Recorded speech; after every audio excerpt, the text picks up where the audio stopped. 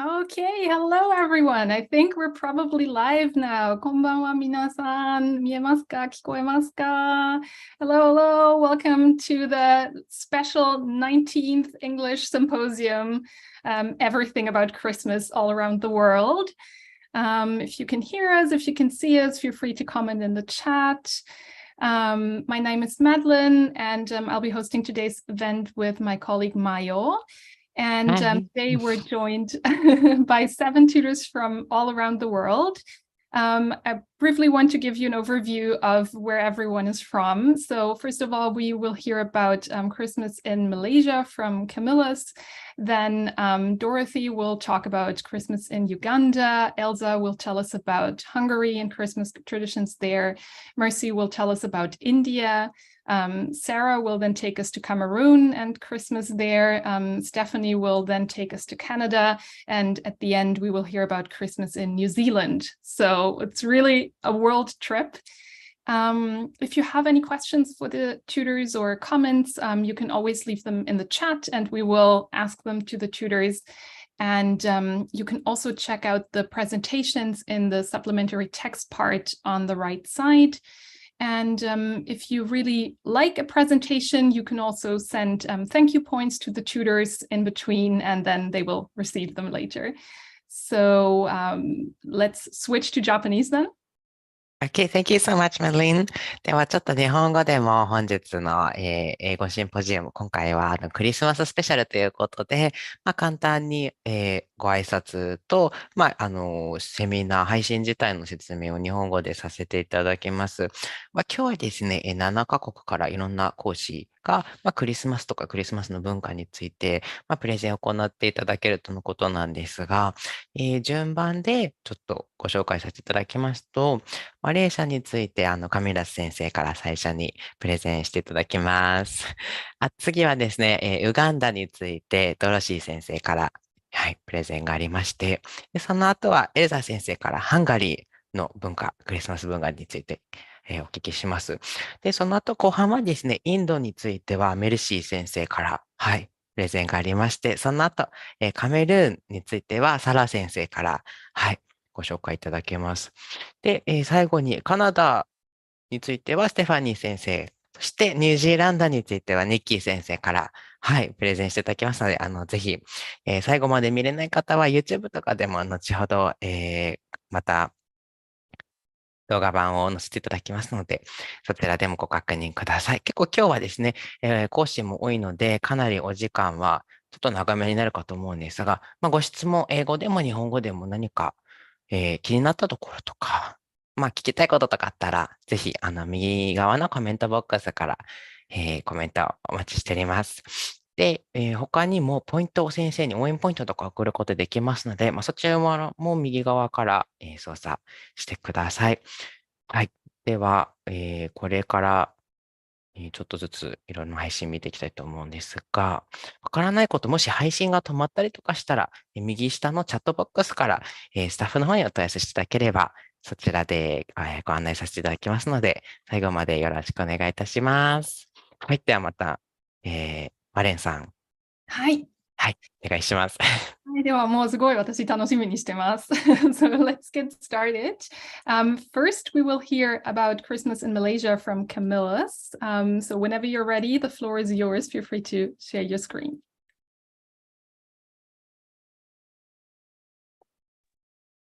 Are you able to look to see the PowerPoint? Yes, and we can hear you as well. Perfect. Okay. Hi, everyone. My name is Camillus. Lots of people pronounce my name wrongly. They pronounce it Camillus, as in camel, or Camillus, but it's supposed to be Camillus. So I would like to bring you to Christmas in Malaysia. And because Malaysia is a multi-ethnic, multicultural country, you will notice that there are certain things that we do which other countries don't do. Most of the time when we talk about Malaysia, we focus on this part, which is what we call West Malaysia. But I would like to bring you to this part of Malaysia, specifically this part. Can you see this particular bird? It's the hornbill. So Sarawak is also known as the land of the hornbills. And if you look at the racial composition or the demographics, 61.2% are Dayaks, or the indigenous groups of people, And you can imagine what kind of things they celebrate. One of them is the Harvest Festival. And Malay only constitutes 20.1%. I have a question for all of you. Do you think Malaysia is an Islamic country? What do you think? Well, a lot of people assume that Malaysia is an Islamic country. Our former Prime Minister, Mahathir Mohamad, he said that it depends on the person. If the person thinks it's Islamic, it's Islamic. If a person thinks it's not, it's not. In fact, this part of Malaysia, which is Sarawak, is a secular state. Okay, and these are the racial compositions. So I'm a Chinese, I belong to this group, 17.5%. So why would I consider Christmas is a celebration for all? Number one is because of the racial composition, which is varied. But at the same time, we can look at the religious as well as the secular aspects. People enjoy Christmas because number one, they look for this. They anticipate the Christmas sales, Christmas open house. And I'll explain further what called Christmas is. And finally, the true meaning of Christmas, how we celebrate Christmas at home. So if you look at this picture, you realize that when Christmas is around the corner, people will go out to buy gifts. But for the past 2 years, by the way, because of the COVID, Christmas gifts were just sent, by post. But because of this year, this is slightly different. We have sales, but this is just interesting because you notice that the sale ends on the 13th of December. Christmas actually is on the 25th. But you can see how secular it is. Christmas is about getting items at a discount. And if you know, Chinese New Year happens to fall on the 22nd of January next year. And if you go to certain malls, you'll notice that there are Chinese decorations as well. As you can see, lanterns. So even though it's supposed to be Christmas, if you go to certain malls, you not only hear Christmas carols, but also Chinese New Year songs. Indeed, it's very interesting, especially for this year. The other thing is the Christmas open house, which is a culture, I think, found in Southeast Asian countries. So what happens is, because Malaysia is a country that has Muslims, we host an open house. Most hosts, what they would do is, they would separate, for example, this particular table is halal, or this particular table is halal, and this is non-halal, just to accommodate our Muslim friends. But there are certain other people, when they host these open houses, they are very, they do not want to go to all this hassle. So it's just a non-halal. So they would only invite their non-halal, their friends who are non-Muslims. And you notice that the food that we have, it's a variety. You have curry, mixed vegetables, you have Chinese dishes, Malay dishes, fusion dishes. That's very common in Malaysia. And Christmas is a time where we also drink wine. And if you notice this picture, can you guess what it is? Tuak. So tuak is actually rice wine, and it's found in Sarawak. It's usually served during the Harvest Festival. But because of Christmas being Christmas, they have decided to actually sell this drink, this hard drink, before Christmas as well. In fact, it's not just rice now. They have roselle tuak, even banana tuak, and a whole lot more. Yeah. I know that in Germany, we have mulled wine, which is warm, but this one is supposed to be drunk cold. And if you want to experience cold Christmas in Sarawak, there are two highlands. One is in Baklalan, and the dominant ethnic group that lives here, they are known as the Lun Bawams. And this is a lovely place where you can actually go around Christmas time because you can actually get some, I think, apples as well, but they're sour, not sweet. Or you can go to another highland, which is Bario. The Bario is known for its salt, as you can see here. The salt is known to be very nutritious. It contains certain minerals which are known to be very good for you. Okay, so these are the two places which some people might want to go to if they just want to have something cool and cold. Now for this year, as I said, for the past 2 years, we didn't have any Christmassy things because of the COVID and because of the MCO. But for this year, we had this Christmas parade. And the theme for this is Jesus, Joy of Christmas. It was celebrated on December 3rd, Everyone anticipated for that day, but guess what? The heavens opened. It rained heavily. It rained like mad on that day. I wanted to go with my family, but we couldn't. We were caught in this jam. But those who managed to go to, they enjoyed it despite the heavy rain. So if you happen to be there on that day, I'm sure you would love it. Yeah? And we also have our Christmas songs, which has very meaningful Christmas themes in them. It was sung by this Redemptorist priest. He's from Johor. His name is Father Patrick Massa, but he has lived in this part of Sarawak, which is known as Dalat. And because he's so familiar with the language there, which is Melanau, he actually sang some songs, not just in English, but some Melanau songs in Melanau Christmas songs. You can actually find some of these songs on the internet, on YouTube rather, and you'll be the judge whether it's nice or not. I personally find it's very meaningful. And some of the songs include this musical instrument, the traditional sape, spelled S-A-P-E. It's like a guitar, but it has this, the tune to me, it is very ethnic, rustic, that kind of quality to it. So if you have a chance, go and listen to it on YouTube. Now, in our family, we've decided that in order to make Christmas more meaningful, we have the Jessie tree. Of course, we decided to use the Christmas tree as our Jessie tree. And each day, starting from 1st of December, we put out, we hang the ornaments, as you can see over here. So each day an ornament is hung. Of course, the highlight is on the 25th December, where Christ was born. It's a perfect time for me and my family to come together to actually share stories about Christmas. And we also have this Christmas crib. And I would like to show you this particular manger that Jesus is lying on. This is the manger. There. And this is the baby Jesus. Yeah. So we will put this baby Jesus on the manger on the 25th of December, on the day that he was born. And something that the kids look forward to. So if you are interested to know more about what Malaysian Christmas is all about, you can book this lesson, which is Malaysian Christmas for All. And I will actually open this on standby later after the whole thing ends. I wish you all a blessed Christmas. Thank you, everyone. Thank you very much. That was so interesting. Yeah, well, hearing your presentation, I was wondering, especially in the beginning when you talked about the food, is there some Christmas food that you personally love that you really want to eat every year that you look forward to? I think there is. I think mom's cooking or your wife's cooking is usually something that you look forward to. And the one that I enjoy is what is known as kacang ma.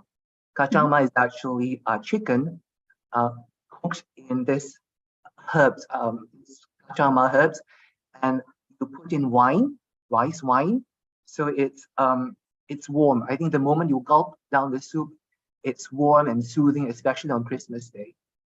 Oh, that's great. Yeah. Do you prepare a lot of food beforehand so you have it for kind of the different days of Christmas, or do you cook again and again on the different days? No, I think the highlight is Christmas Day, that dinner, I mean, for our family, where close members of the family will come together to our house, and each one will bring a dish, a potluck. So it will be good to enjoy other families' dishes. Very nice, thank you. Let's see what else. So you mentioned the drink, the rice wine duak. So is it sweet or is it more like what? I didn't get it because you said there's also banana taste, right? So I guess it's sweet.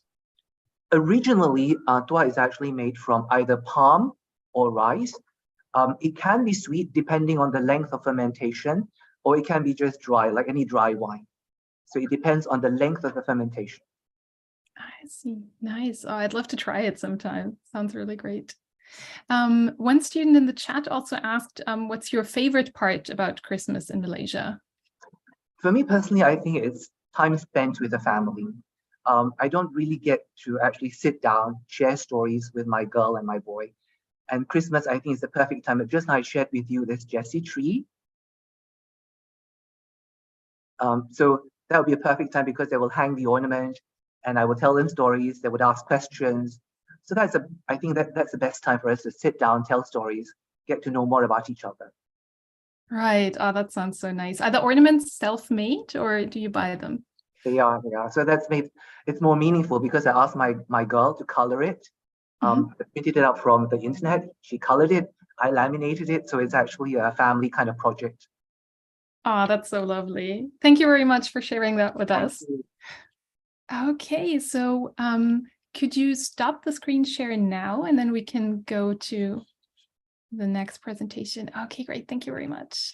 So next up, I think we have Dorothy.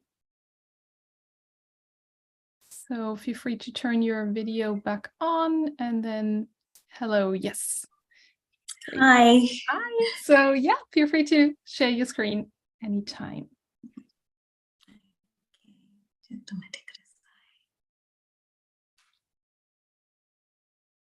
Yes, we can see it. If you would like to, you can make it maybe a bit bigger, but we can also see it right now. Oh, give me a moment. Can you see it now? It's just a black screen, unfortunately. Oh, I'm sorry. Maybe the previous view was better. And now, is it visible? No, the screen share stopped. You might have to start it again. Oh, No problem. Sorry, I'm Gonna so be okay. sorry. No pressure. No, don't worry. We're perfectly on time. Yeah. It happens. Okay. Okay, now you start. And now, is it okay? Yeah, I think so. Is yeah, it now so fine? you can just, yeah, perfect. We can see everything. Yeah. Okay. Hi, everyone. My name is Dorothy, and I'm from Uganda. Uganda is located in the eastern part of Africa. It's next to Kenya. Most people know Kenya mostly, so Uganda is next to Kenya. So I'm going to tell you about Christmas in Uganda, why and how it's celebrated. So basically, in Uganda, 84% of the population are Christians. So Christmas is something that's so big. It's like the biggest festival we have in Uganda. And it's like the longest holiday we have. So celebrations start in November with lots and lots of Christmas carols from different churches and different worship places. And all over the streets of Kampala. Kampala is the capital city of Uganda. So all over the streets of Kampala, you hear Christmas hymns and songs being played loudly, and people wishing each other Merry Christmas. And then parents get into panic in November because they need to prepare so much for Christmas. And in December, before December starts, actually, people start making memes about December. They start reminding people, please don't get into new relationships during this time. Reason being, when you get into a relationship, you're going to spend too much on this new girlfriend. Yet Christmas is a month of spending. So to avoid the double cost, people have to remind each other, please avoid getting into new relationships at this time. So, and it's something that people laugh about. And usually most people get nervous because this is a time they have to travel back to their hometowns and they have to show their girlfriends or, they're in a relationship, those that are of age of getting married. So most people start making memes still about it, that if you need to hire a girlfriend, I'm available for this amount of money, such things. And yeah, people laugh about such things. So basically, Christmas, the reason as to why we celebrate Christmas, since we are mostly Christians in Uganda, we celebrate it because it symbolizes the birth of Jesus. So it's something everyone looks forward to. We all go to church on Christmas. Even those that have not gone to church the whole year, they'll always dust off their Bibles and go to church. And the biggest reason as to why I think most people go to church on Christmas is it's a day where everyone dresses their best. Women make sure they have the best hairstyle, best clothes. children are always feeling like the cool kids around town. So everyone tries to do their best, dress their best on Christmas. So most people basically go to church to show off and just listen to the hymns.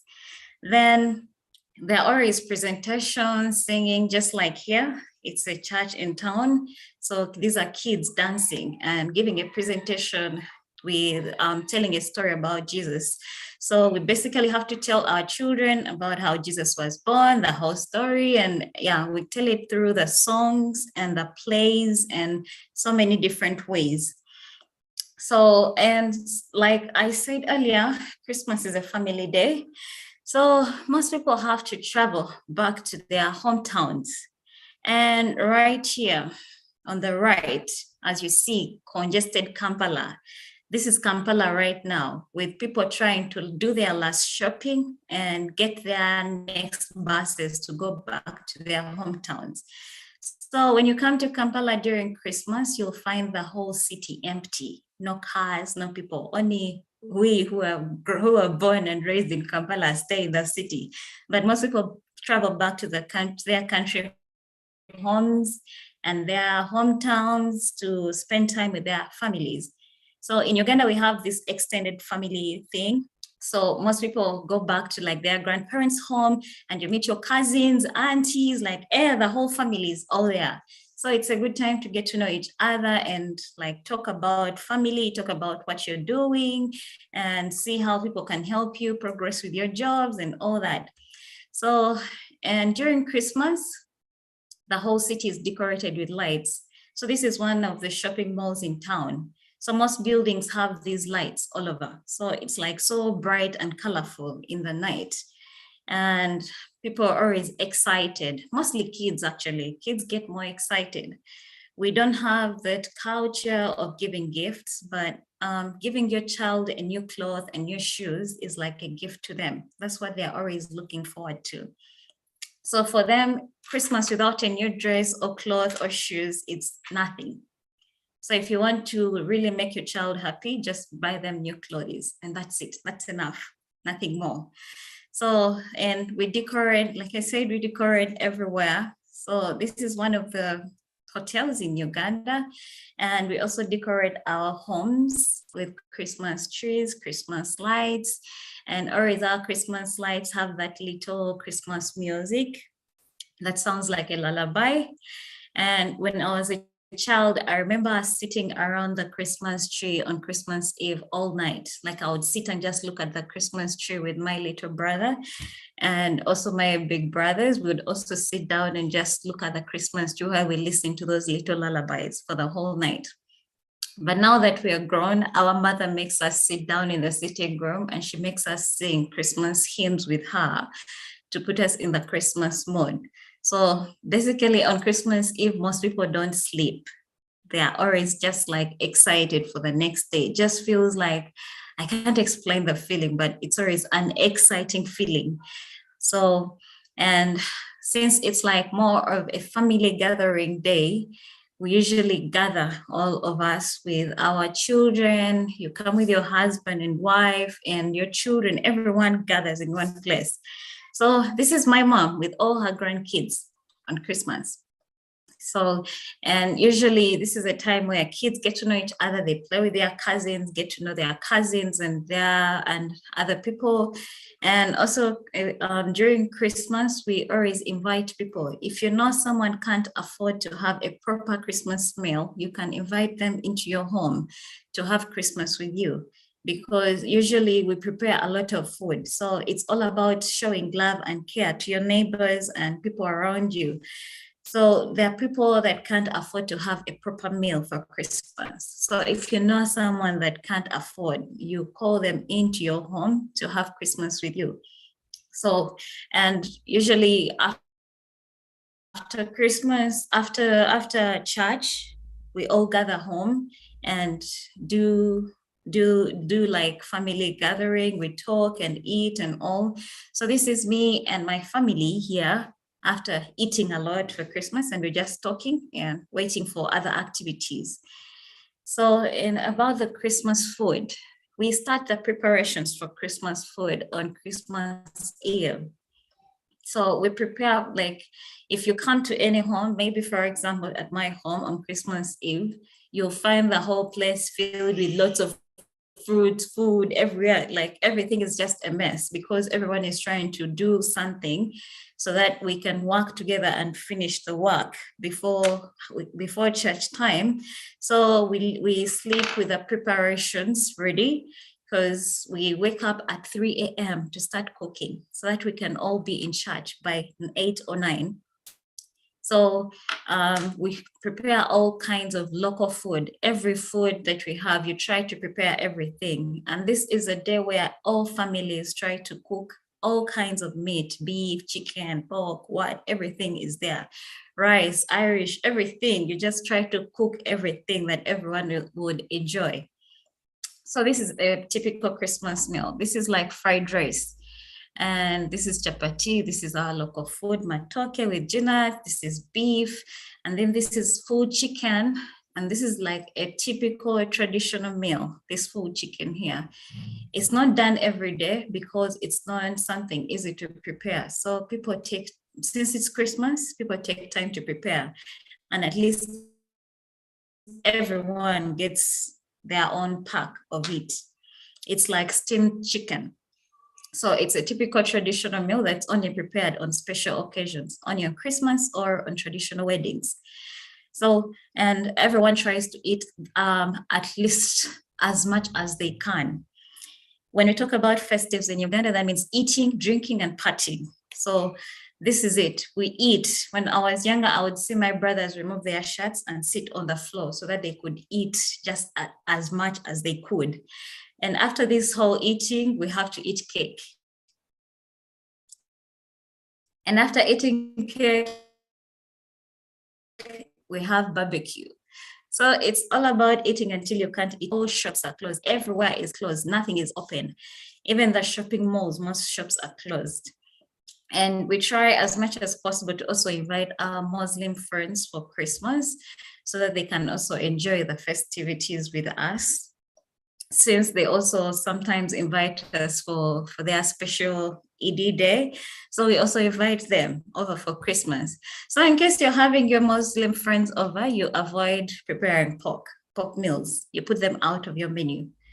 But in case you don't have any Muslim friends coming around, you can cook as much as you want, whatever you want. And people drink a lot of alcohol. They drink till morning.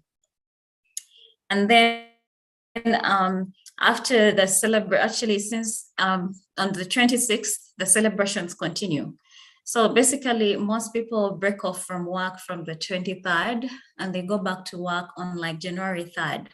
So most government offices are closed till January. So the party goes on. When Ugandans get any public holiday, that's drinking and partying time. Ugandans love partying and drinking and eating. So yeah, and everyone, and around December, people keep reminding each other in memes still. Make sure you don't forget that your salary, your December salary on the 20th will have to take you to the 40th day of January. We call it the 40th day of January because since December, people spend too much money. By the time January comes, most people are broke. So they call it like the longest month of the year, January. So basically that's Christmas for us in Uganda. It's just a time to be joyful, showing love and care to the people around you and trying to bring families together again. So that's Christmas for us in Uganda. I wish you a Merry Christmas. Thank you very much. Thank you so much for sharing that with us. Yeah, first of all, thank you also for including your own photos of the food. I guess that's from stuff you cooked yourself and your family. That was so lovely to see. That's right. I loved seeing the whole buildings covered in light. Like what I've seen where I'm from in Germany or in Japan is usually like a bit of lights on the buildings or maybe in parks, but whole buildings covered in light. That looks really cool. And I really love that you said you're inviting people who you know might not have a family to celebrate with or don't have the money to make their own festivities. So that's really lovely. Yeah. Let's see what kind of other comments we got. One student asks about the food. Typically, how many items are there in the Christmas meal? Do you even count? It sounded like you just make a lot of food. We don't count. We just make a lot of food. And trust me, on this plate, some of the food is not there. So it's like a buffet. So you choose what you want. It looks so delicious. I'd love to try Just choose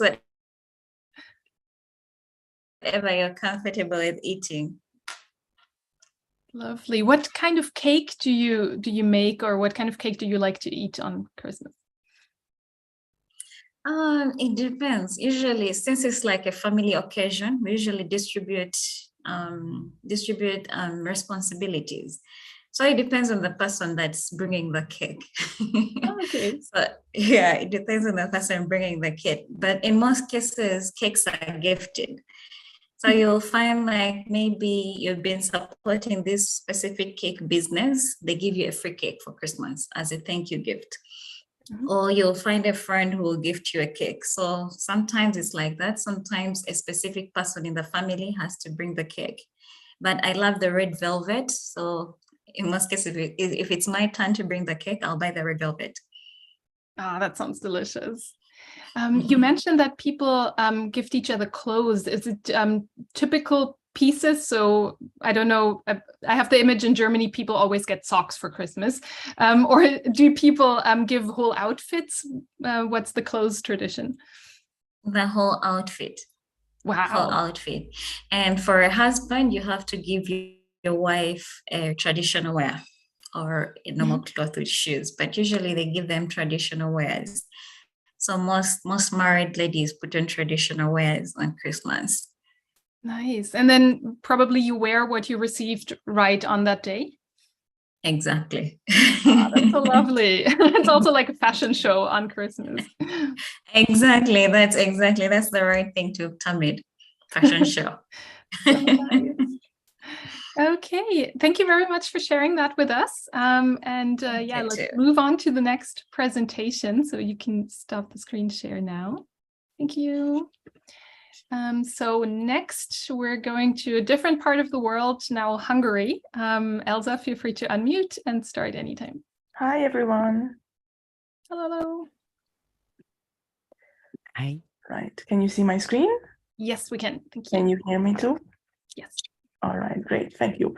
So I'm going to talk about some Hungarian traditions around Christmas. Our traditions start not even from on the Christmas day, but from the 1st of December. Like we open a calendar that has 24 little biscuits or little chocolates, and then every day you are allowed to eat one. And that's how we are waiting for Christmas time, and that's how we are waiting for this nice celebration during the year for the whole month of December. And one special day is the December the 6th, when the Santa Claus comes to Hungarian children. And this is a slightly different. Hungary is in Central Eastern Europe, so we share some traditions with other European countries. And maybe if you are familiar with some German traditions, then that could be also a little bit familiar to you, because the Santa Claus is often accompanied by the Krampus. These Krampuses are like little devils or little demons who, as you can see it on this postcard, if you were a bad child during the year, then they can, not literally, but take you away and punish you with Hungarian like golden sticks. Basically, it's called virgács in my language. And this is basically like short reflection on the year. How did you behave? Did you behave well? Did you behave badly? Or are you going to be punished? Or are you going to be, given some nice presents, chocolate or tangerine? and all kinds of things on the 6th of December. So just like around Christmas time and Christmas Eve, many children cannot sleep because they are excitedly waiting for the gifts and presents on the 25th of December. In Hungary, we have 2 days for that. The first night is December the 5th, when you are excitedly waiting if you're going to find something in your shoes. As you can see here, it's a tradition to prepare our shoes in the windows, because the Santa Claus can knock on the window, or it can come down through the chimney, or it can just somehow appear in our houses. And the night before the 6th of December, you have to clean your shoes really properly, so that the Santa Claus can also, or in Hungarian, the Mikulás can also see that you were indeed a good child. You helped your parents, you helped clean up, you helped with everything, and you can get this nice package. As you can see, this package contains a lot of chocolate, like this Mikulás chocolates, and you can also have this kind of salon candy, which is very sweet. It has a special wrap, and you can also use it as a decoration on the Christmas tree later on, after celebrating the Santa Claus coming. And you can see here in this picture as well that some children were not good enough, so they got charcoal. You can also still get the golden sticks called virgács, or candies, tangerines.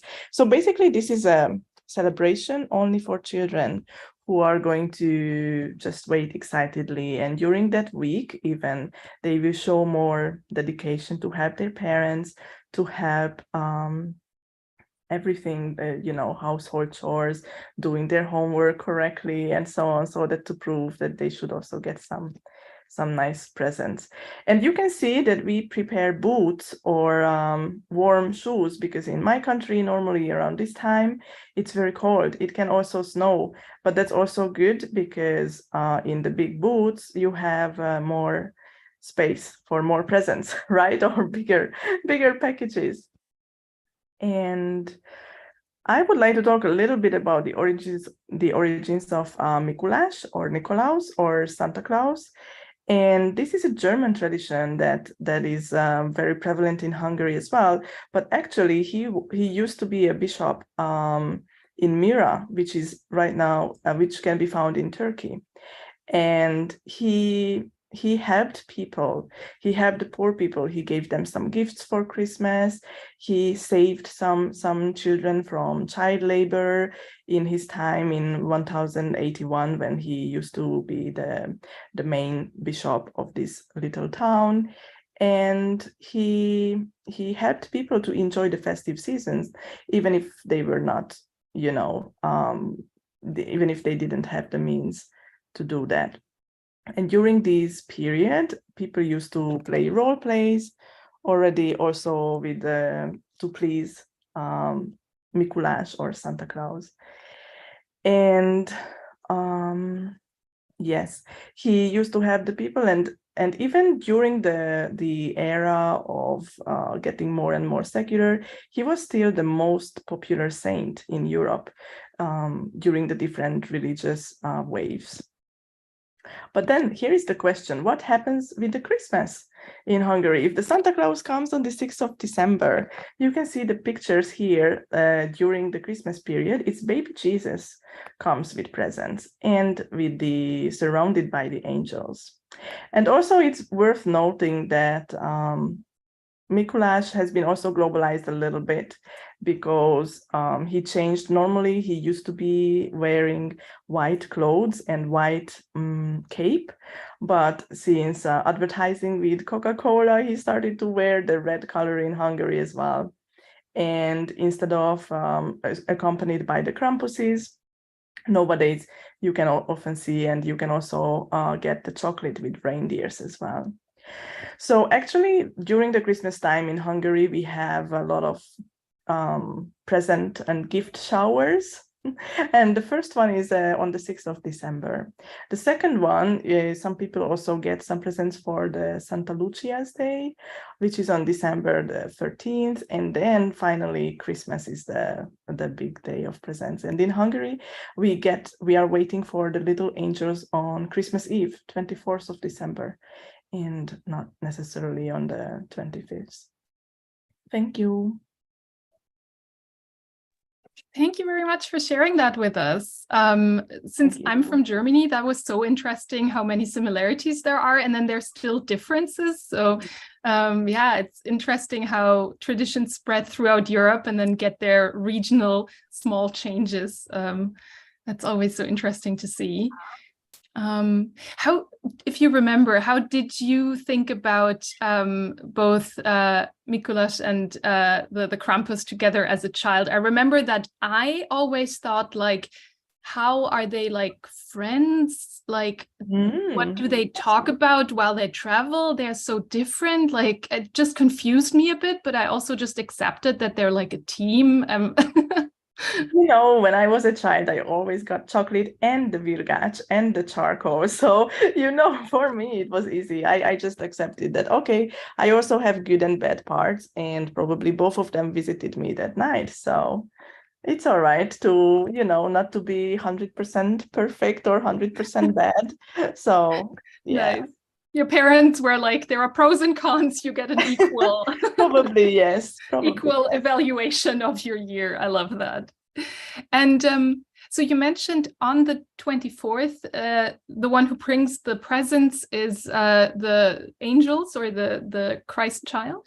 Yes, baby Jesus and angels together. Okay. Yeah, that's so interesting. That's also, I recently talked with one of my friends. It's similar in southern Germany, but in the north it's different. So again, regional similarities and differences. I mean, we already used up Santa Claus for the 6th of December, so he cannot make the round tour of the globe twice. No, right? So true. Yeah. Let me see what else questions we got. Oh, I would like to add that this unit or this class, you can also take not only in English, but in Hungarian, Spanish, or German as well, if you would like to learn more languages. Okay, great. Yeah, so students are studying other languages, they can take the lesson with you as well. That's lovely. Thank you. Okay. Yeah, another student also pointed out that it's similar to Germany, but yeah, you said that in the beginning as well. Yeah. Okay, then, yeah, sorry, I think time-wise, we have to move on again. But thank you very much for sharing that with all the lovely images as well. So, yeah, I am handing it over to Mayo now, so feel free to take it away. Thank you, Madeleine. Well, then, and thank you for stopping the screen share, Elsa. Then we can just continue with Mercy, if you would like to start your screen share whenever you're ready.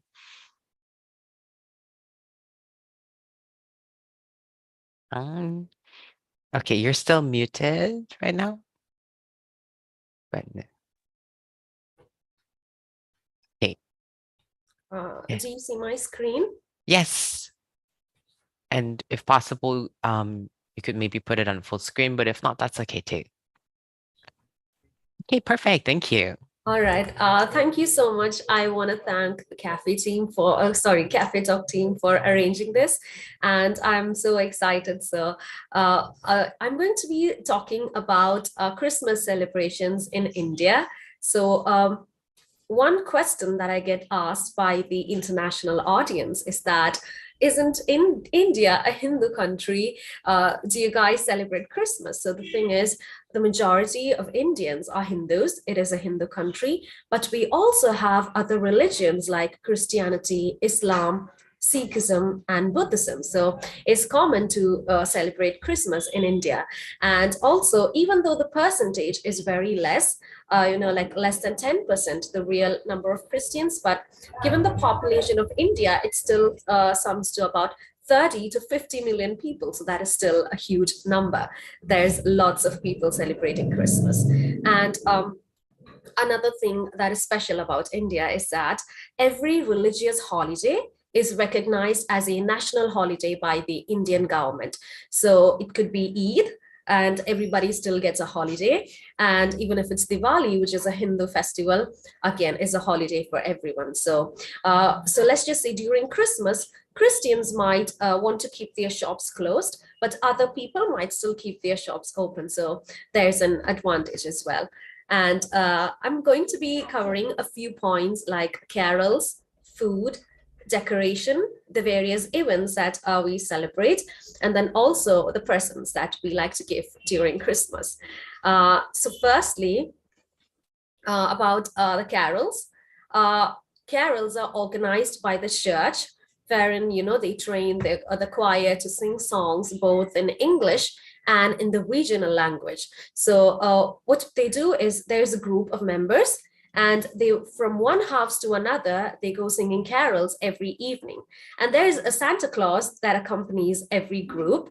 So as you can see in this picture, they've got a stick, right, for the Santa Claus decorated with balloons, and they like to sing songs. And in India, we don't really believe that Santa Claus puts gifts for you under the Christmas tree.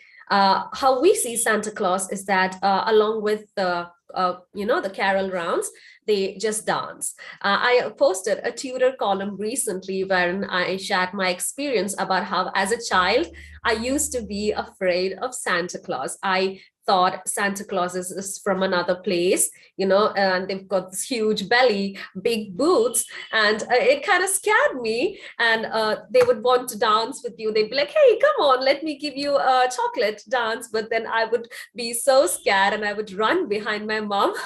And yeah, but then I realized that it's just a costume, you know, it's not a different person with a big beard. Yeah, so this is what happens when a church organizes carols. Also, during Christmas, teens like to, you know, enjoy Christmas in their own way. So what they do is, again, there is a group of boys, and there's one person dressed as Santa Claus, and they've got their own sound system, you know, maybe like a Bluetooth speaker, and then they just go from one house to another singing and dancing. And you can, you know, you can give them a small amount of money, which they use as pocket money, and they just enjoy it among themselves, you know. That's just their way of having fun during the Christmas season.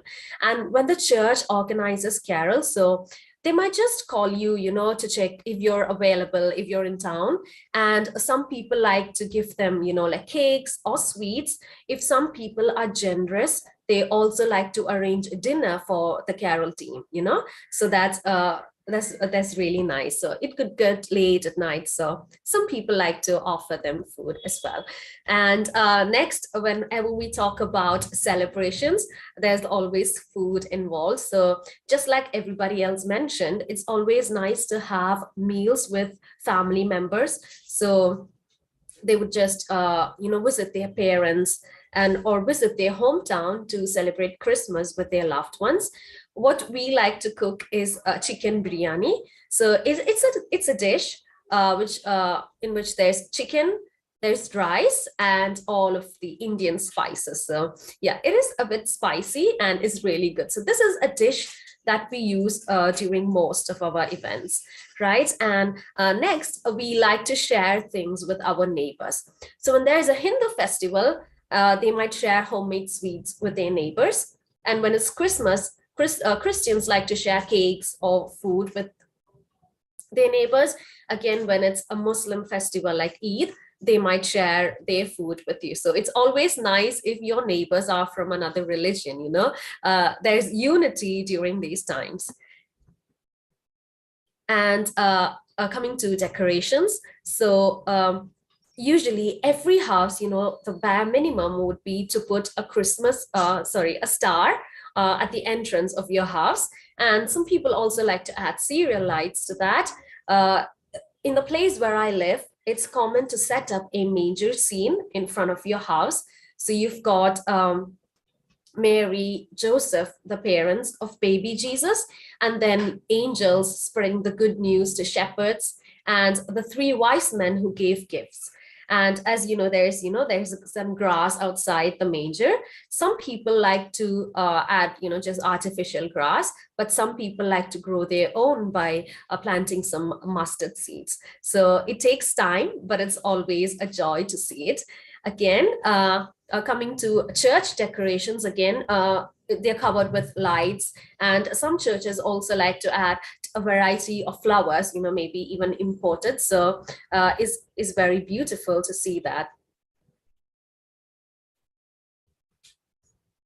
And then about particular celebrations that you might have in the church, you might have singing competitions, and there's a lucky draw. So you need to, buy a coupon, and sometimes if you're selected, you might get maybe a can of juice, or if you're lucky, you could also bring home a home appliance like a microwave, or like a pressure cooker. Some people get such gifts as well. And also the church organizes sales wherein either you could sell things that you made, or you just bought, and then that money is donated to charity. And again, coming to schools, you have competitions in schools as well. Again, there's solo singing, group singing, and then children also have one particular competition wherein you're asked to make stars or greeting cards for Christmas, and the winner gets a prize, right? So these are some celebrations that take place in schools. And there is always a Christmas play, they play the story of Jesus's birth right from the start, where the three wise men see the star, and then until Jesus is born, and then the entire play is just acted out, and finally it's always a time to give presents. We like to buy ourselves new clothes, for your own family. Sometimes some churches have more events, maybe it's like for 3 or 4 days. So in such a situation, you might want to get more clothes for yourself because you don't want to repeat it, continuously. And so it's common for us to buy ourselves new clothes. Also, we buy others new clothes, like maybe someone who's really close to you, your family or friends. If you're not really sure that this could be the dress that they like, you could always give them some money and they would pick out their own outfit. So you still have the option. And it's also common to give cakes, right? And finally, about charity, it's considered a noble deed to help people who cannot pay you back. So you could, maybe there's an orphanage nearby or an old age home, or also people who might be physically challenged, you might want to give them what you can. So maybe even if it's just cakes, or, you pay for a meal, like for one time you arrange a meal, one meal, or you could also give them clothes if you want. So it's all about sharing your joy with them during the Christmas season. And I'll say there is always some happiness in making sacrifices while helping others. So even if it means you don't get to enjoy everything, but when you share it with someone, there's a different kind of happiness that you experience. So that Christmas is definitely the season of joy and of giving. And I hope all of you have a wonderful Christmas season. Thank you so much, Mercy. This is really beautiful. And I'm gonna address some comments right before I forget. One that said that it's really great that there's so many like different faiths living together. Like you said, that all religious holidays are given off. How do you sort of like navigate that? Like you said, on Christmas Day, not all shops are closed. Do you just kind of know what kind of places run by which people, or how do you know which places are open and which ones aren't? So you do know about the place that you live in, right? So mostly if you live in a Christian community, you can be sure that most shops will be closed, while maybe there are a few Hindus or Muslims living in the area, so they might choose to keep their shops open. Again, it's their choice. If they want to take the day off, they might close their shops too. I see. Thank you. And then someone else asked if do people from the church dress up in a special way when they go to like people's homes? there's not really a particular way that you dress up, but since it's cold, you might want to keep yourself prepared. Also, it's common for those going on carol rounds to wear a Christmas cap. That's the only thing that's common, but other than that, there's no dress code. However, if you are a part of the choir and if you are singing in church, you might be asked to buy a similar dress. Oh, I see. So you can kind of sort of as a group have Yeah, like a cohesive look. I yeah, see. That makes sense. It's kind of cute when you wear like Christmas hat and you're in a group. Probably yeah. people already know you're like from like the church or like a carol group. Okay. Is there like, are there like any like memorable gifts that you've received on Christmas? So mostly it's about people have given me money and like, yeah, so I can get my own clothes. So this is one top that I chose to get myself this Christmas.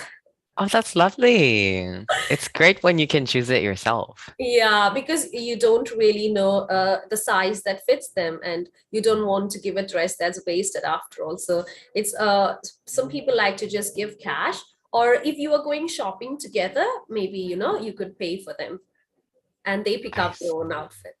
Oh, that's great. But then at least you know that person's getting something they like and that actually fits Yeah, them, and you know that the money is going towards clothes. yeah. I see. Oh, thank you so much. Madeleine, Thank did you have you. any questions for Mercy?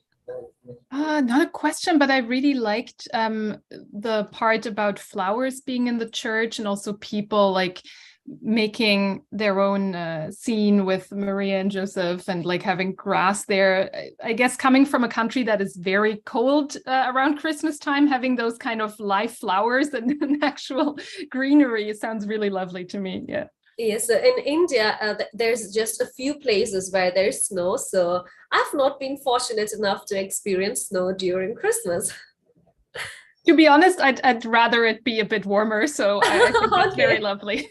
All right. Thank you so much. I agree. Thank you so much. Yes, if you could then stop the screen share. Thank you. Perfect.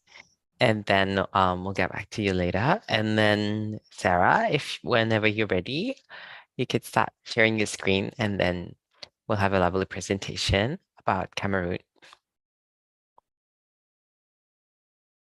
Oh, there you were. Okay.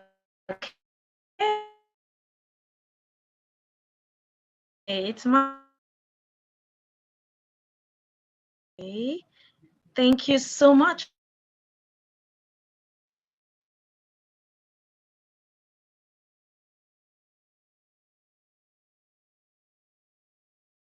Okay, I think you've maybe accidentally muted yourself again.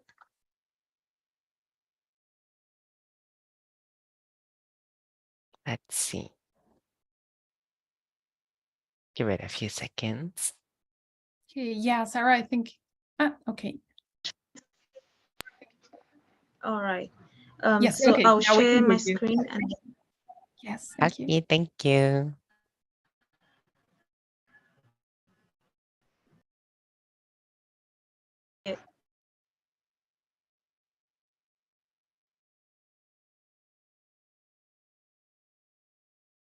Okay, I think you were able to share the screen, but you're muted again. We'll figure it out. Yeah. So maybe on the bottom left of the screen, I think you can unmute yourself. Okay, now your sound is on. when I want to share the screen, it shows that it's muted. I don't know. Okay, now it's perfectly fine. Anyways, can you see my screen? Oh, all right. So I'll go back to the beginning. Oh no, I was at the end. All right. So can everyone see? It's okay now? Yes, it's perfect. Thank you. All right. Thank you. Welcome to Cameroon. I say come celebrate Christmas holiday in Cameroon. I'll talk a little bit about where Cameroon is. Cameroon is located in the armpit of Africa. Geographically, many people say Cameroon is in West Africa, but I always say Cameroon is in Central Africa because, I mean, they identify themselves as Central Africa, even though looking at the map, Nigeria, Ghana, we are kind of on the West African plain.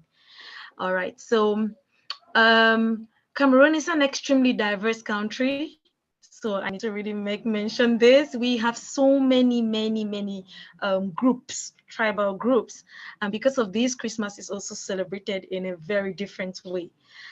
I would like to mention first that Christmas is celebrated by a group of people. That's quite similar to what I heard from the Indian tutor. In Cameroon, we have 30% Muslim population and 69% Christian. So there's just 1 or 2% of people who consider themselves more traditional. They don't really identify themselves as each of the huge population. So that actually means the Muslim people do not celebrate Christmas.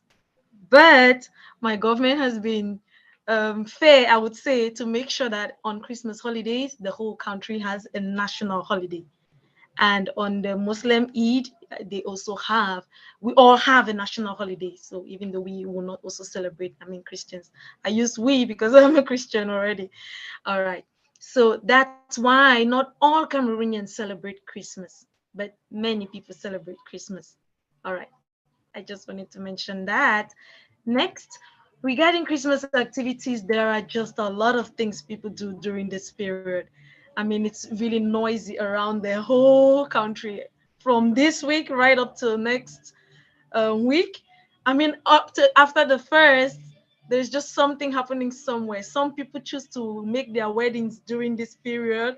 So there are invitations on, parties everywhere. But for the 21st and 25th, 24th and 25th, I would mention some specific things that we do. On the 24th in the evening, many people go to church. It's almost a tradition for several churches to organize what we call the carol night. In this night, Christians come together and they just sing songs. It's literally a singing night.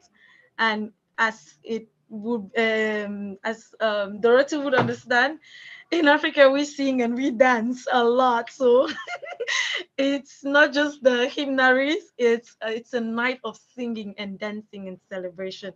Typically the pastor will preach for a short few minutes, but it's just more about singing and dancing, and that goes right up to late in the evening. But before that time, there are people cooking in their houses as well. They prepare a lot of food because I'll talk about that later.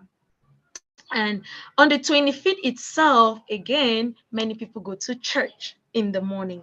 That's certain. That is always a Christmas, we call it Christmas service. So whether Christmas falls on a Monday or on a Wednesday, there is a Christmas service on the day of Christmas morning, and people go to church. And on this day, actually, many people believe that that's their day of saying thank you to God for the end of the year. So even if someone hasn't gone to church the whole year, they mostly will go on Christmas Day. That's it's almost a tradition, I would say. Now, immediately after service, many children and teenagers will go out to amusement parks. We don't really have a lot of them, but some places actually are just made just for that day. If there is a big field, some people gather together and they put a lot of activities, games, and children will be there. They'll pay money to get in, and they'll just be playing from one game to the other, eating, talking. That place is always noisy. I remember going there for Christmas, and it's just, fun time to buy a bottle of drink. There's just always something to talk. So parents give children money on that day to go out to those kind of places and, just spend time for the day with their friends from school or maybe neighbors. They just go together. But for adults, it's a bit different. And I use the word some adults because in Cameroon, not all adults like to go out in the night. So some adults believe that they have to go to nightclubs and dance all night, drink, and so bars are always full in the night and it's noisy. There is a bar next to my house here. I'm not sure I will sleep that night because the volume really is played at the top and it's really noisy. And that's how people celebrate the day right up till the morning. Trust me, some Cameroonians can drink beer and alcohol till the next day, and that's their Christmas. All right, so that's it for activities. Now for food, Cameroon, like I mentioned earlier, we are one of the most diverse countries in Africa. So we have more than 50 traditional meals. 500, sorry, I wrote 500. So there is just a lot of food all around, but many people don't cook traditional meals on Christmas Day. I am assuming, of course, it's because traditional meals take a long time to cook. So Cameroon, we don't have a national meal like, you know, in Korea where you would say you see kimbap all around. It's not like that. It depends on the region and the area where you go to. People in that area cook different food. It doesn't mean they don't cook the other food from the other regions. It just means that everyone has a specific kind of food. But on Christmas Day, I noticed since I have been born, everybody cooks chicken. Chicken sauce and rice is kind of the main menu. And of course, some people, if they have time, they add other traditional meals along the menu for that day. But most people will have that. So if you go to someone's house, they'll most likely serve you chicken, rice, and chicken sauce. But we also have these special snacks that are really, really famous also on this day. The first one up is peanuts. You call it peanuts, we call it groundnuts. And they fry the groundnuts and add a little bit of sugar. So we call it groundnut sweet. But it's, of course, it's sweet because of the sugar. And they fry it. It's always served as a dessert when you come to someone's house. The second one is called chin chin. This is typically for West Africa. Nigerians also have it. I think Ghana.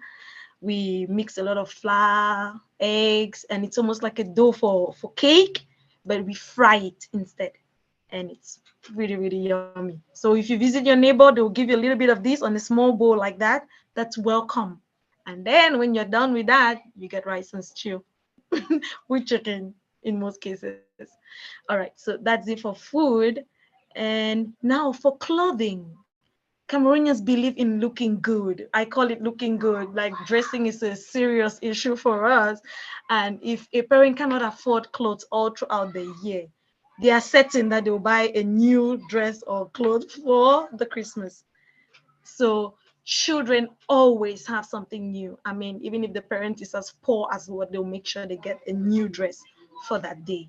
And that's how they show love to us. I mean, parents now, they will buy you a Christmas dress or new, and some people will sew a Christmas dress with fabric. I wore this deliberately to show you guys. We have a lot of these in the shops.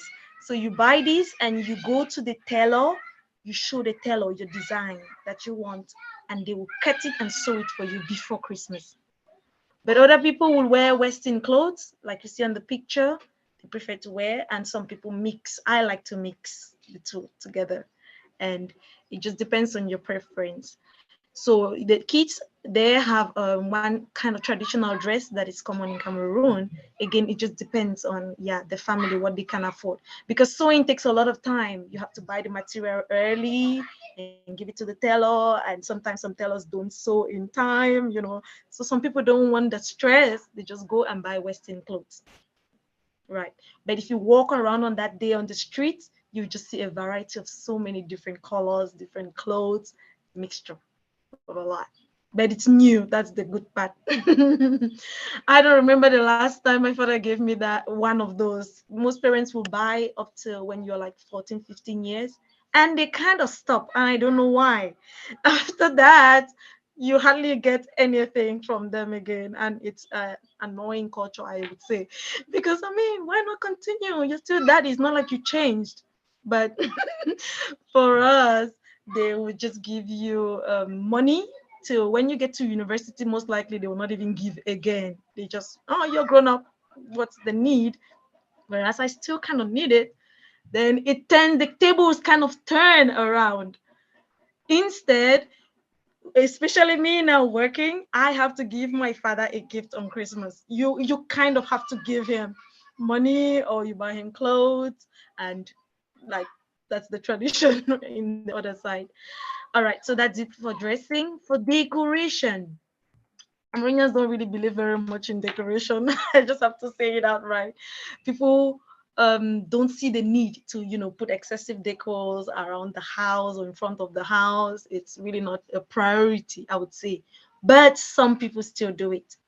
Like we have an artificial tree here. We just remove it on Christmas period and put it out, put the decorations, and then, pack it up and bring it again next Christmas.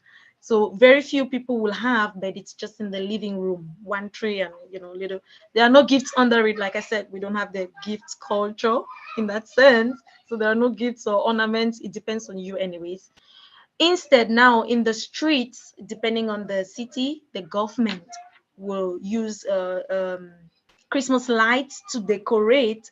Maybe if there is a big monument in a central position, they would decorate that area only, the government. But around the streets, you'll not see a lot of decorations at all. And on the other part as well, relating to the songs, you would hear some malls or shops playing loud Christmas carols. Ding dong, merry bells. So the road is a bit noisy sometimes during this period for Christmas songs. All right, that's it. And on the 26th, Christmas still kind of continues in Cameroon. We call it Boxing Day. And on this day, there's still a lot of eating and people still gather, talk to their neighbors, share, activities and just talk. It's a day of relaxation, I would say. But some people have a hangover, so they don't really enjoy it. People like us who don't drink, we still continue the day, the next day with an enjoyment. All right, that's it. Christmas surprisingly is in the dry season in Cameroon. So we do not have snow. The dry season is typically the sunny season in Cameroon, and it is really hot. Except for this year, it seems like because of global warming, it's not too hot, but typically it is sunny. So many people who live beside the beach beside my hometown here, they just go straight to the sea. On that day, that area is crowded. So many people eating and drinking. People roast fish here in Cameroon. It's a main, I would say, street food. So you can buy, and there's just a lot of eating. In areas like my area that's beside the mountain, they're not sea. So big hotels will open their pools and children pay money and they come there and swim because, of course, it's hot. So that's how many people celebrate this day. Thank you so much for listening to me and welcome to Cameroon. Merry Christmas to you all. Merry Christmas. Thank you so Thank you. much. That was really lovely. I think for me, it was mostly really interesting to hear how you have a lot of going out activities for like the children, for like the adults, because I feel like in cultures like in Germany, it's quite common for people. It's more of like a family time. So like you really spend a lot of time home or like your family's home. So you don't really go out to like nightclubs on Christmas. You just live right next to one. It's like you don't ever like really go. Is that not really your thing? Yeah. No, really. It's not because I live next to it's unfortunate that my house, is beside. But personally, I just don't like the noise and the craziness in nightclubs. I don't like it, yes. But I there's some see. people who enjoy it. That's Yeah. too bad. If you really liked it, I would have been so good for you to live so close to one. I know, right? I live Yeah, actually close to a bar, not a nightclub. Most nightclubs are, covered. They I have see. the how do they call that? The woofer stuff protected so you cannot hear the sound. But this Okay, is so just a the small bar, bar. Yeah. like a bar. Bars I also because see. they want to call people. So they play the music a bit higher on that day. I see. Mhm. Thank you. We got Yeah. actually a lot of different comments. Let me just get through them. The first one being like, do you have a favorite Christmas carol that you like? Oh, for me, that would be a very hard question because I have so many Christmas carols that I love. I love singing. I've always been Yeah, in the choir. So any Christmas song that's Christian, I know it and I like it. that's great. I mean, they're all very fun to sing on Christmas. And Yeah. then, yeah, we already talked a little bit about this, but like going to a nightclub on Christmas sounds really fun, but it's quite different from other countries, this person said. Yeah, like it's quite interesting to see all the similarities and differences. And then Marina-san said, in Japan, chicken is also a Christmas tradition. Mhm. Yeah, in Japan, it's more like KFC, like Kentucky Fried Chicken, got really popular, I Right. guess, because turkey isn't really a thing here. And then the marketing just came off. But like the stew that you showed, I like the chicken stew, looked so delicious. I really want to try it. Mhm. And also, Yeah. like, I'm really intrigued about the like. So if you said you bring your like fabrics to the tailor to get your clothes ready, how like long, like how much in advance do you have to go to the tailor for your clothes to be ready for Christmas? Many people will go from November. Yeah, I November is the see. safest. Yeah, Right. so Because roughly like a tailors month. right, a month. And other people even go in October Oh because they wow. just want to avoid the situation where you come on this week, and the tailor hasn't sewn it because they always have a lot of work. And some tailors Yeah. have problems with people because they didn't finish the clothes. So they just, it's a little fight and argument, and sometimes it gets really messy. Oh no, that sounds I really stress. Like I guess for them it's like a know, really good time to make more money, but then right? also it's a lot of That's the orders. point. Mhm. Yeah, but like I love seeing your outfit. It's so cute. I love the colors, like the green and the Yes. red, and you always look great. Always Thank do. you so much. Thank I love the you. colors. Yes, I love the yellow hoop. And then we got another Thank you. last comment about whether the Christmas songs are mostly sung in English or also in French or other languages. Good question. Awesome question. Cameroon actually has a French and an English section because we were colonized many, many, many years ago by France and Britain.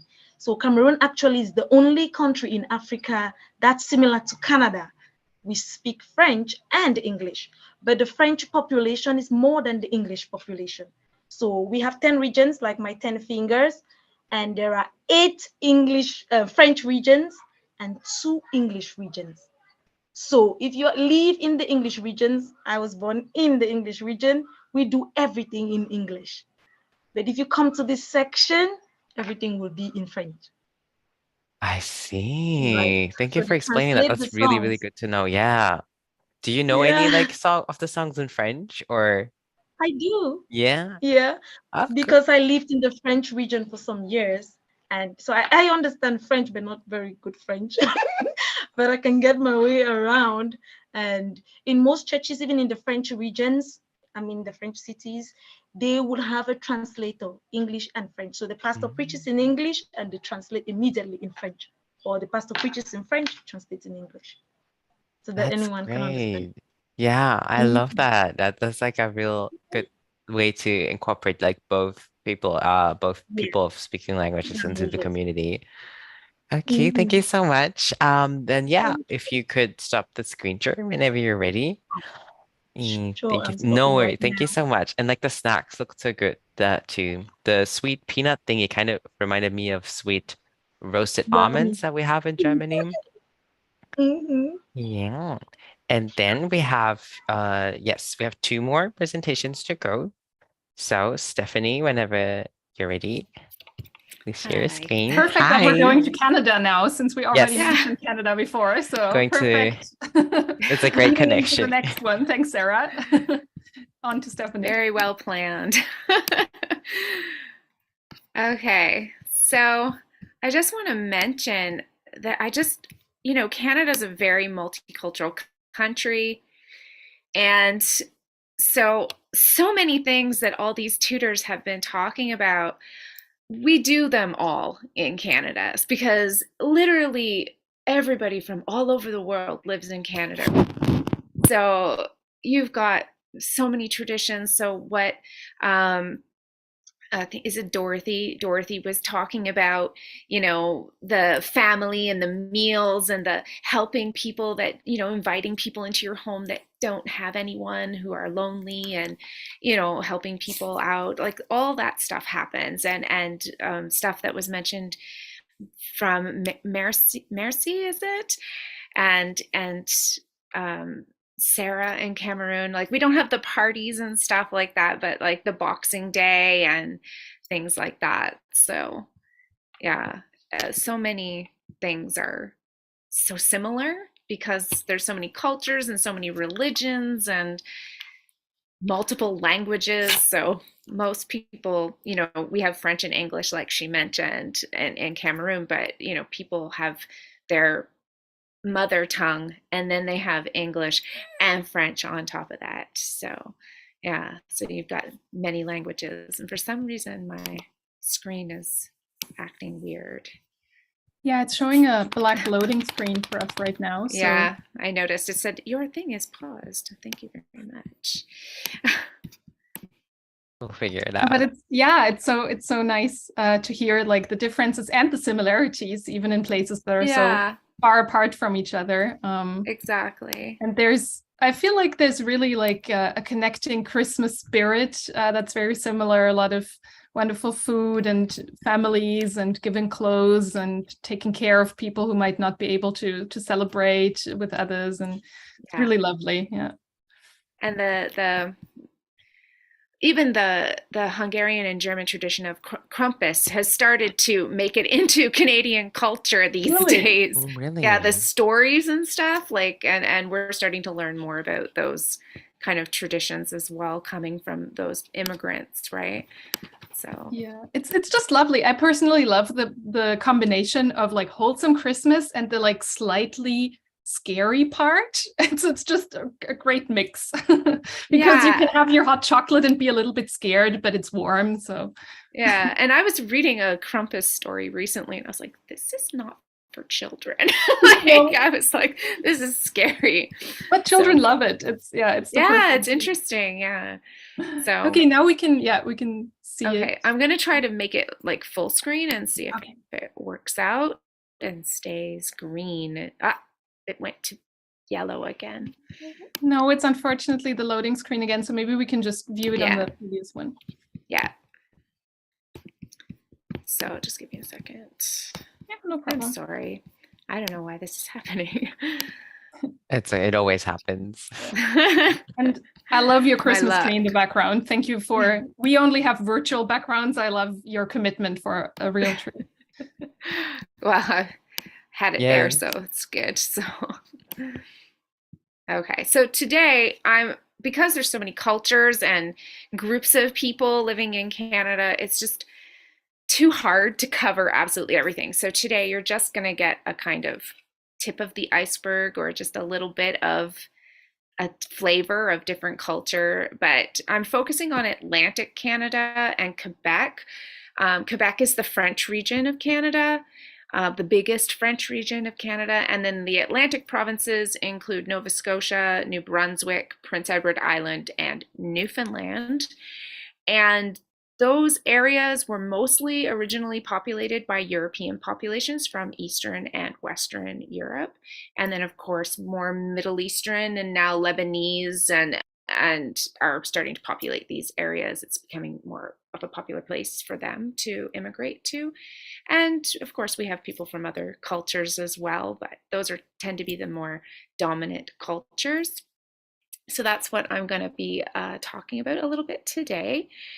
And yeah, so I'll just move to the next slide. So we're going to look at Christmas food. So the Christmas meal is like super important, and gathering together with family.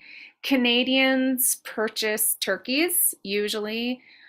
Some people eat beef, other people eat duck and goose at Christmas, but turkey is a favorite, and about 3.1 million turkeys are bought every year specifically just for Christmas. So down at the bottom, you see a traditional Christmas dinner. It comes with many vegetables and side dishes, puddings like rice pudding or plum pudding, sweets like donuts and pastries, and fruitcake is very popular, and cookies, of course, like gingerbread cookies. And that's the typical meal. In the Atlantic region in Quebec, we tend to eat our largest meal in the middle of the day, not in the evening. So it's around noontime that we eat this meal. In Quebec, they have a few other dishes. So up here in the right corner, we have the meat pie.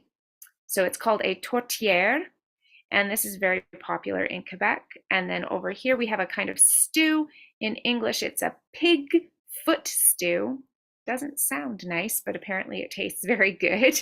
They call it ragoût de pâté de cochon. So that's what they eat typically, with a side of like pickled beets usually. And then cakes are really popular. We have Christmas cakes. So in the Atlantic region, our Christmas cake is usually a kind of fruit cake that you pour alcohol over and you stick it in the cupboard for a month, and then you take it out and eat it on Christmas Day, not for children. And the French regions have more like Christmas Yule log cake in the middle, like actually looks like a piece of wood, but it really reminds me of the Japanese roll cakes that you have here in Japan. So I was like, oh, I could make my own Yule log cake by putting roll cakes together. So that's the typical normal food for that region of Canada. And because there's so many cultures, I'm just talking about what I'm used to from my cultural aspect. And then the northern parts of Quebec and Labrador and Newfoundland area, they have Inuit people which are native to that area. Now they don't celebrate Christmas, but they do have a winter festival, and it's really difficult to pronounce. It's like Kuviasuke or something like that. Don't quote me. It could be wrong pronunciation. But this is the Inuktitut language that this comes from. And it's like winter solstice is the big thing for the Inuit people. And they have a festival and dancing and music and exchanging gifts and huge feasts where they eat whale and caribou and muskox and raw fish, and they celebrate the coming of the new year at this and the cleansing of the bad spirits from their tribe and their area. So that's part of what this festival is for them. And this festival actually starts on Christmas Eve and ends on January 7th. So it's kind of a very long event for them. But it happens at the same timing as Christmas does. So then we're going to move to Newfoundland. And in Newfoundland, they have a very interesting tradition called the Mummers Festival. Sorry. Nobody really knows where this came from. It's been around for hundreds of years now, and I'm sure it came with the immigrants from Europe, but nobody can pinpoint where did this tradition come from. But they have this tradition of mummers, and my friend sent me from Newfoundland, she lives there, a mummer's Christmas card. So I can hold it up. So it's very fun festival, and it's always done around Christmas. It's really only done in Newfoundland and Labrador areas. Each town or city has their own mummers parade. And all these people, as you can see in the pictures, they dress up, they cover their faces, they wear their grandmother's bra and underwear outside their clothes, and they're disguising their faces, and they parade through town, acting foolish and silly and spreading holiday cheer. And they go door to door for their neighbors, and they knock on the door and they say, "Any mummers loud in?"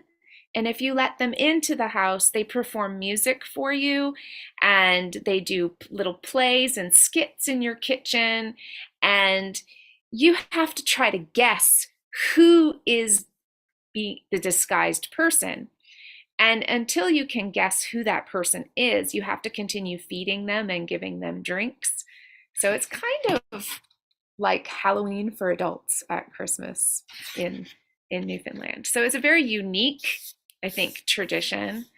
So that's why I wanted to share that with everyone, because it's very unique. So, and then in Quebec, they have La Fête du Roi, which translates to the king's birthday party.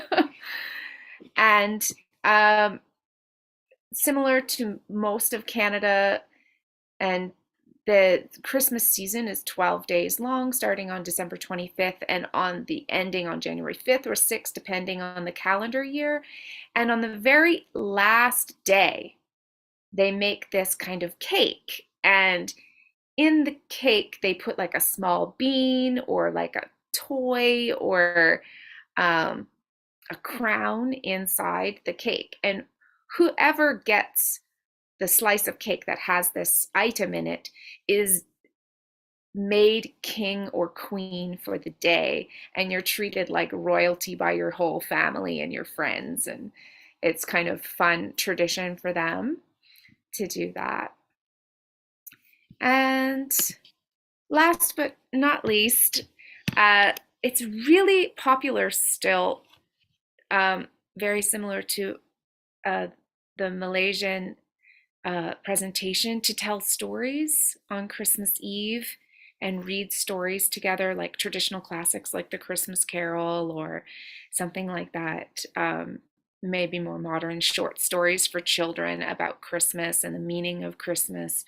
And we always watch movies that are based around Christmas time, like It's a Wonderful Life or the Christmas Carol on Christmas Eve. These are kind of more modern, more traditions, but they're coming from older traditions of like the Victorian ghost stories from England and that kind of era, but it's still really, really popular. But there's just so many traditions to talk about. I just chose these 5 to kind of narrow down some very interesting traditions that we have. And Canada's just a really nice place to experience Christmas because it's snowy and it's cold and there's millions of Christmas trees outside and inside, and we have Christmas tree farms where you can go and chop down your own Christmas tree. And yeah, there's just so much that you can do there to enjoy Christmas. So I just wanted to share this much with people. And if you want to learn more about Canadian Christmas or the origins of where our Christmas traditions came from, you can check out my homepage, and there's Christmas in Canada that we can chat about, or we can chat about the origins of Christmas in one of my other classes. So yeah, that's it. That's great. Thank you so much. There is really so much to dive into, as you were saying, because there's so many different, cultures. It's hard Yeah, to, it is, but it's like, also, what do I choose? But that's great because, if people are interested, they can, take your lesson and learn a little bit more about maybe, each things.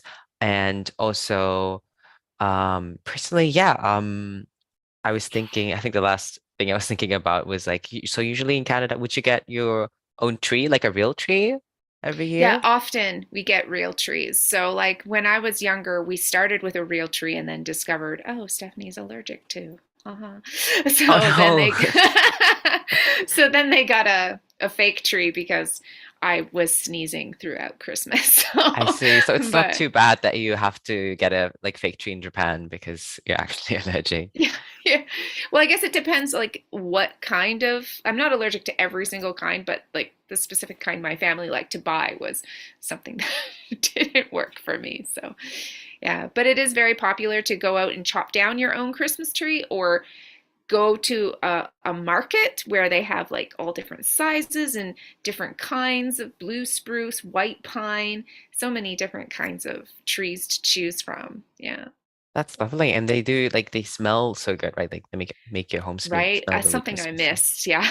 Yes. Okay, let me get into some of the comments that we got. Okay. So one person was saying that they didn't know about the Inuit Winter Festival at all. I also hadn't really heard about that. So that was really, I think I have to look into that a little bit more.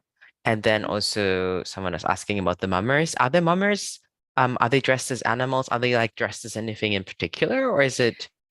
You just go into your closet and put on anything. You can find your grandma's underwear and put that on top, and just, if you've got, those kind of knitted doilies for putting hot stuff on. Yes. People put that over their face like a mask. Like it's just any kind of combination of clothing. Your choices are the sky's the limit. You can wear whatever you want. Just That sounds, disguise yeah, yourself. Yeah. that's great, especially as adults when you have like a chance to sort of like, dress up or do something a little bit silly. Exactly. That's Yeah. really great. Okay, and then we got another one. That person that asked about, have you been queen by getting the item in the get the fête de roi, I think. Have you ever like gotten the little piece? So I've only experienced that tradition once and I didn't get it, but I'm always worried about somebody choking. It is on quite a it. choking hazard, Yeah. especially if it's I think in France they call it galette de roi, and it's like if it's like something like a crown, that's also really dangerous. Like I think just shape-wise. Right. Yeah. And so in Quebec, they switch it up. They put a bean or a crown or a little baby Jesus inside the cake. And I just keep thinking like every bite you take, you have to be like moving it around inside your mouth so that you don't so like you're choke not to death. choking on baby Jesus. Exactly. Yeah. It's kind of terrifying, but that's also really funny to maybe they have like different versions to try that in Japan, maybe.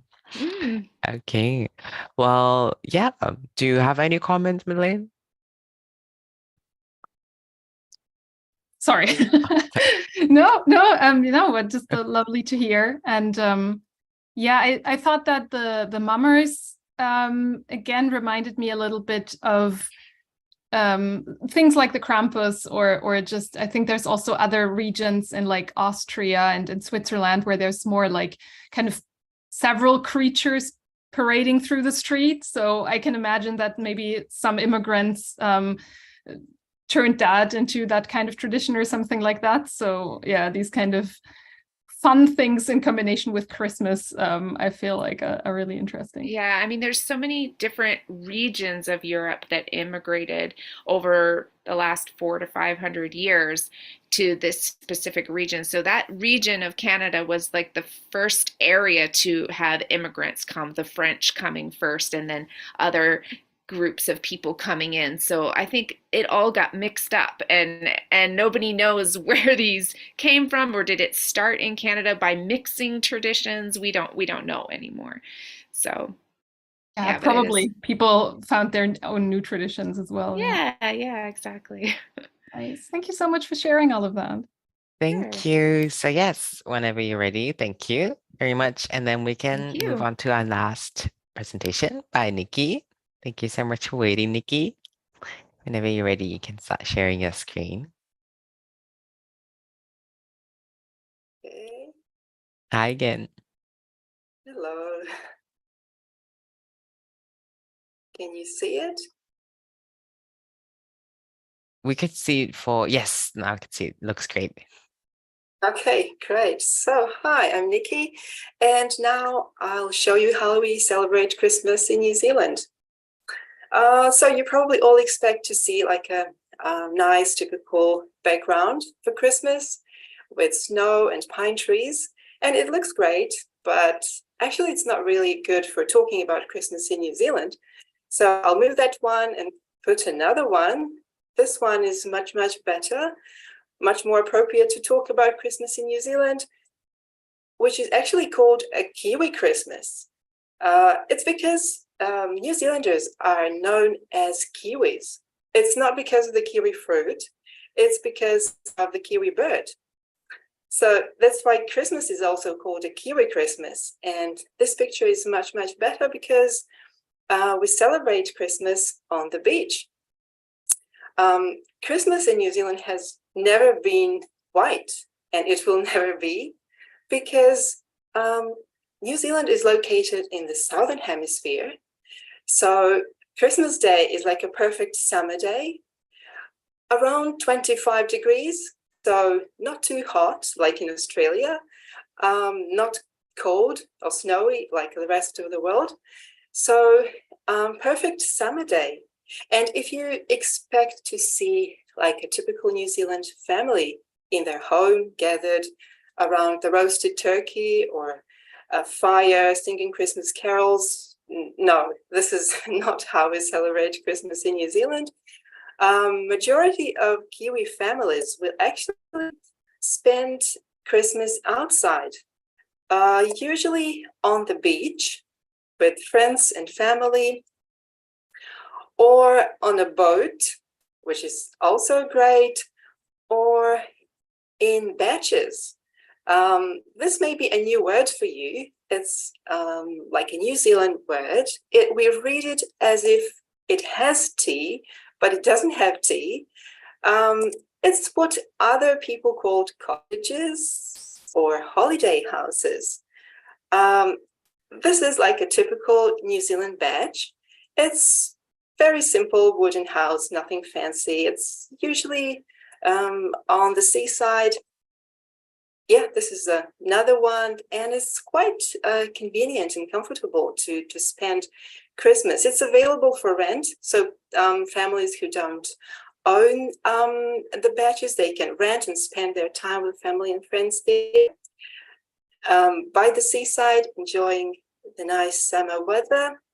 And this is what we usually have for Christmas. So it's not like a typical roast meal, turkey or pork or something.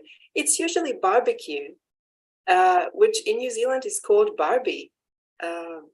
We usually put sausages in barbecue, steaks, some seafood as well, some vegetables, salads on the side. And yeah, like a leg ham is like the most typical New Zealand dish for Christmas. Yeah, and the families who have Maori tradition, they will also prepare hangi. This is like a traditional Maori way of cooking food. It is cooked underground. It takes around 4 to 5 hours to cook. It's a mixture of vegetables and fish or meat. And it's probably not something that you would prepare every day, but for occasions like this, it's quite nice to have some relaxing time with friends and family, talking, playing music while waiting for the food to cook underground for 4 to 5 hours. And it tastes great. It has kind of a smoked flavor. And yeah, as you can see, fish or meat with some sweet potato, which is called kumara in New Zealand. And yeah, tastes great. Now, how about the dessert? You probably expect to see pumpkin pie or Yorkshire pudding, but no, definitely not for New Zealand, because these are all kind of winter desserts, and here it's summertime. So we usually have pavlova cake, which is topped with fresh cream and fresh fruit, and it tastes really good. And it's always a cause of heated debate between Australians and New Zealanders about who actually originally invented the pavlova cake. But you can trust me, it's not Australians, it's New Zealanders. Yeah. Now, about Christmas gifts. What do you think? Do we have Santa coming to New Zealand like the rest of the world? Yeah, we do have Santa coming, but it's not what you expect, because there's no snow, so he cannot come with reindeer or sleigh. Definitely not. Santa comes on waves, surfing, coming to the beach, right, bringing presents. But first of all, he has to take some rest, and then he will give the presents to the kids gathered around the Christmas tree made of sand. Well, I'm kidding. Actually, this is not the only Christmas tree we have. Of course, this is just the beach version. We have like regular Christmas trees decorated in our homes or public places. But the best of all is that we actually have a natural Christmas tree. It's called New Zealand Christmas tree. It's actually pohutukaba tree, which grows along the coast of New Zealand and has wonderful crimson red flowers, which you can see only around Christmas time.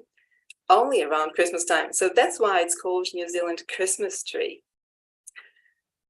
And yes, as for the gifts, you know, the rest of the world have soft, fluffy socks, but not New Zealand. Again, it's different.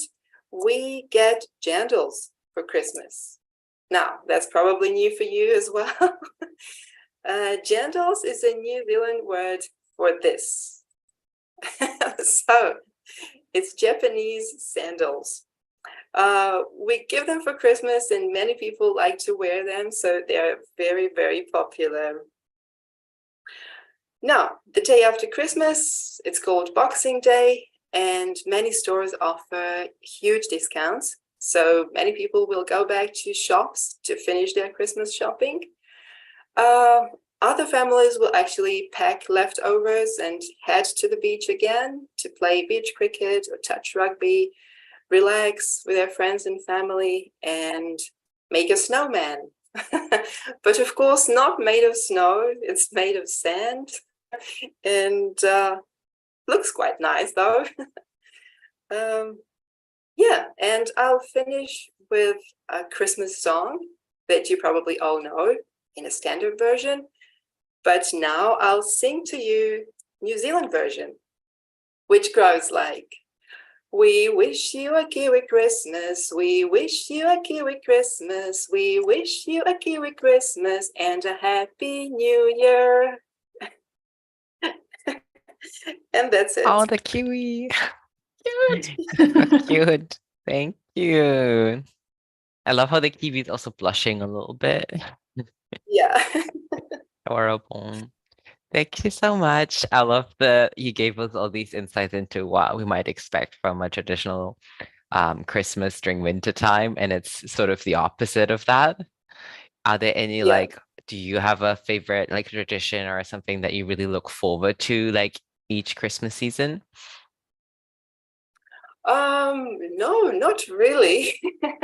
I would say, yeah, many different nations live in New Zealand, and they are all looking forward to it in a kind of a similar way. I mean, they all have their own kinds of food and spices and that kind of stuff, but it's actually it's everything about beach, relaxing times, barbecue with friends and family, and yeah, that's how pretty much any other summer holiday looks like in New Zealand, like Boxing Day, New Year, day after New Year, Auckland anniversary, that's the end of January. So that's like a typical way to celebrate any holiday in New Zealand.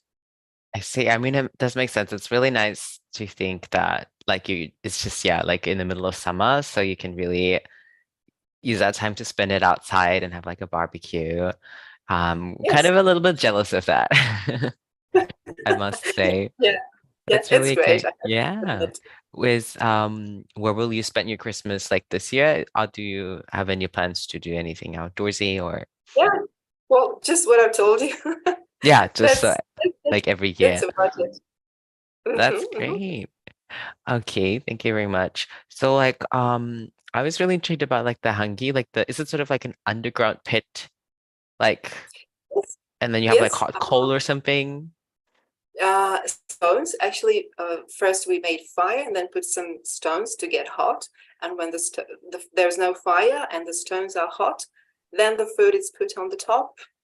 Then some clean cloth on the top of the food, and then the soil, and then just wait for a couple of hours and then take it out after that time. And that's it. Pretty simple, but takes time. Yes. Yeah, it does, but it sounds like it would be super delicious and smoky and give it a really great taste. Yeah, well, that's something special that it's made only for holidays. Like when you have time to wait for so long, that's not something you would make every day. Definitely. Yeah, that makes sense. That's really lovely. Thank you so much for sharing all of that. And yes, thank you for your time, not just you, but everyone. And I think after this, we'll have a little bit of time so each person can kind of reintroduce their lessons. Do you have any comments or do you want to lead, Marlene? Yeah, let's just go through everyone again. I have an idea. Let's just see. I'm thinking about sharing my screen. And I just, while we were talking, I had an idea to make something, which is, can you see this map? Yes. Yes. So I just tried to make a map so we can kind of see where everyone is from, since we got all of these lovely stories from all over the world. I hope I didn't misclick any country, but again, you can see we really traveled the world. Yes, now let's maybe go through everyone's profiles just a little bit, and you can tell us a bit about what you teach on Cafe Talk, and maybe we can start with Camilla's. And yes, feel free to talk a bit about your Cafe Talk lessons. Thank you, Madeline. So I offer Malay lessons as well. So if you plan to go or to come to Malaysia, I offer Malay classes where you can learn some important or some key phrases, or rather expressions, important expressions, as well as English pronunciation, which is, I'm in my element when I teach pronunciation. So if you're interested to know more about the English pronunciation, that's an area that you can also go to. Well, basically that's it. I do hope to see you in one of the lessons. Okay, thank you very much. And you have your Malaysian Christmas lesson here as well. So if anyone wants to know a bit more, then they can check that out as well. Correct. And I will be I'll be on standby after this. Okay, great. Thank you very much. Then next, let's check out Dorothy.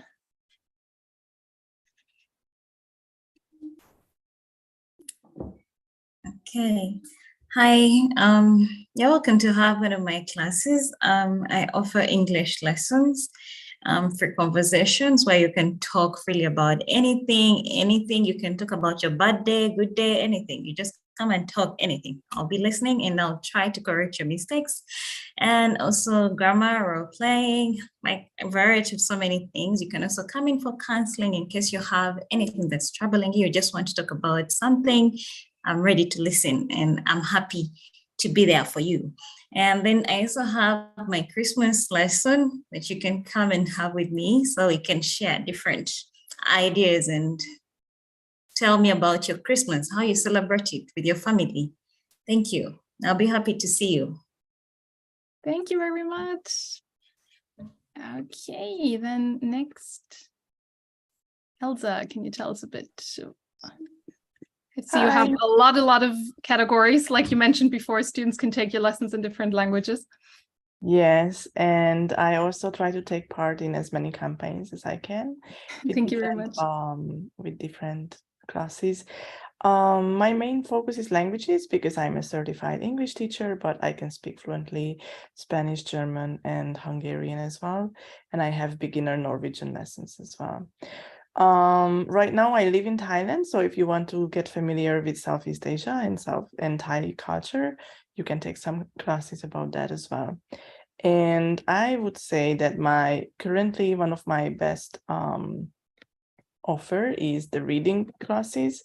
Many students take reading classes with me, reading newspaper articles in English, or reading books where we can check your pronunciation, or we can discuss some critical analysis about what you read that could be useful for someone's university studies, or we can just, I can just try to motivate you to read more. And I also have some handicraft classes for children. Nice. Thank you very much. Thank you. Okay, Mercy, do you want to talk a bit about your lessons? Yeah, thank you so much. And as you can see from my profile, I'm from India and I've been a communication skills trainer with a company in the past. So mostly my aim is to get you talking, build the confidence in you and provide you that environment where you will improve your speaking skills. So most of my lessons are if you want to practice English on a serious note, but I also offer lessons, that are fun. For example, there's a debate lesson on my page that just won the Newcomer Award. Where we pick a topic and then you express your views and I come up with opposing views for that. So it's kind of challenging and it pushes you out to do your best. And since I completed my post-graduation in math, I also offer there's a lesson on math as well. So yeah, I would love to see you in my classroom. Lovely. Thank you very much. And Sarah, can you tell us a bit more as well? Okay, I am very, very interested and willing to hear your story in your country, maybe if you have traveled before, but my lessons are really diverse, I would say. I love to talk about traveling. I've traveled quite a lot myself, so I love to share my stories and I talk about it. I teach grammar and just general conversation. And as I mentioned in my discussion earlier, I'm a Christian, so sometimes I accept Christian counseling. It has been one of my favorite lessons. And I equally have basic French lessons.